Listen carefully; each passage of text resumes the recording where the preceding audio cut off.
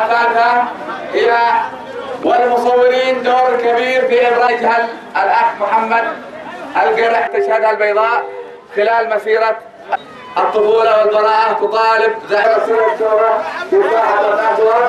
نرجو لكم متاع ربطة ممتعة مع هذه اللوحات. لقطات نوعية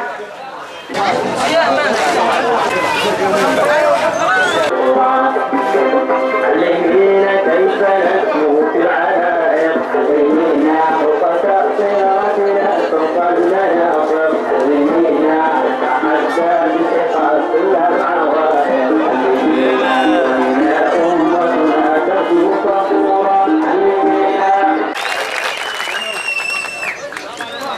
وفي بادئ الأمر يوم المسالم رماه البلطجي بالنار. أما شباب أهل اليمن ما حد فعل سع ما فعل، خلوا علي عفاش وقع أمر عزل بيدي. ما ظني شي يوقع لأنه بعد ما تفجر عقل، ولا لأنه عبقري ولا مفكر داهية، لكن بفعل الشارع الثوري وتصميمه قبل رغما على أنفه بنفسه وقع أمر التنحية. بالعزم والتصميم خليتوا علي مقلا فشل، وصار في عزلة محلية وعزلة دولية. ما عاد بيدرى كيف يتواصل ولا كيف يتصل. أما اتصل مغلق يعيد الرقم مرة ثانية، يجاوب الهاتف رصيده غير كافي أو يقول عفوا علي صالح قد خارج نطاق التغطية.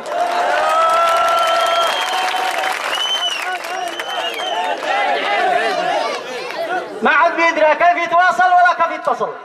أما اتصل مغلق يعيد الرقم مرة ثانية، يجاوب الهاتف رصيده غير كافي أو يقول عفوا علي صالح قد خارج نطاق التغطية.